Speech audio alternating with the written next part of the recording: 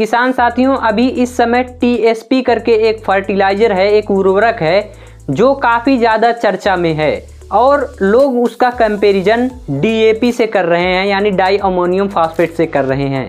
लेकिन इसमें कितना सच्चाई है और यह कितने हद तक बेहतर है, यह क्या काम करती है और ये जो टीएसपी खाद है जिसे ट्रिपल सुपर फॉस्फेट कहते हैं, इसको किन किन फसलों के लिए बेहतर माना गया है, इस वीडियो में हम यही जानेंगे।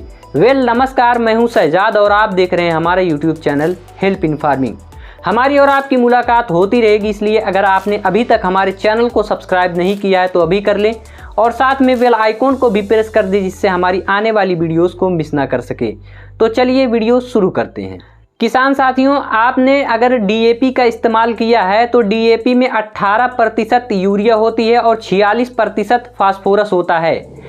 तो और टीएसपी में वहीं यूरिया जो 18% है वो नहीं होती है, सिर्फ 46% फास्फोरस होता है और वाटर सॉल्युबल होता है, जो आसानी से पानी में घुलनशील होता है।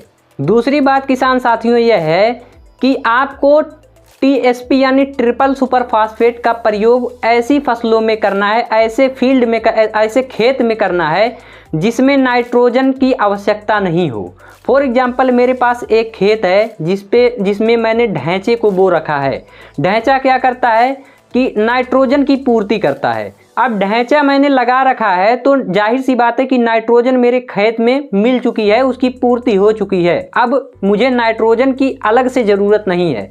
तो मैं क्या करूँगा कि टीएसपी को एक बेहतर विकल्प के रूप में इस्तेमाल करूँगा, क्योंकि उसमें 46% फास्फोरस होता है, 46% फास्फोरस होता है। वहीं अगर आपको आपके खेत में नाइट्रोजन की आवश्यकता है और आपके खेत में नाइट्रोजन पर्याप्त मात्रा में नहीं है, तब आपको इसका इस्तेमाल नहीं करना है। हाँ, ऐसा हो सकता है कि बहुत सी ऐसी फसलें होती हैं जिनमें नाइट्रोजन नहीं चाहिए होता है, सिर्फ फास्फोरस चाहिए होता है, तब आपको ट्रिपल जो सुपर फास्फेट आता है टीएसपी यानी जिसे कहते हैं, उसका इस्तेमाल आपको बेशक करना चाहिए। इसके अलावा किसान साथियों, ऐसा कभी कभी होता है, बहुत सारे किसानों के साथ होता है कि वह जब आप मिट्टी परीक्षण के लिए यानी मृदा परीक्षण करवाते हैं, मिट्टी की जांच करवाते हैं, सॉइल टेस्टिंग करवाते हैं, तो उसमें पाया जाता है कि नाइट्रोजन की मात्रा जो है खेत में बढ़ गई है और फास्फोरस की मात्रा घट गई है और बहुत ज़्यादा घट गई है।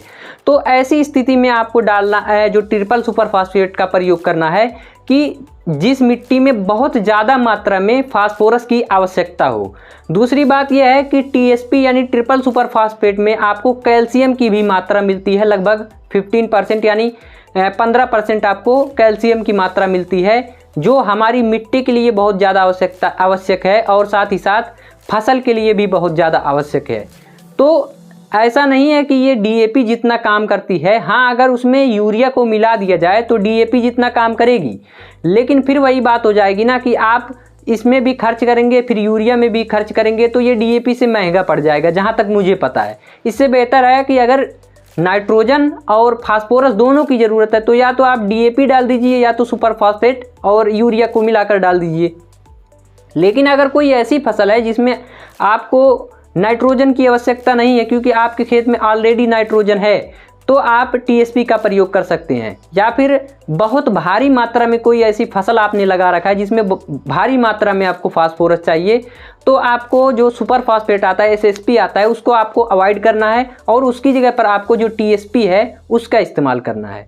आई होप आपको यह वीडियो ज़रूर पसंद आई होगी। अगर पसंद आई हो तो इसे लाइक करें, अपने सभी किसान साथियों के साथ यह वीडियो साझा करें जिसको इस बारे में नहीं पता है।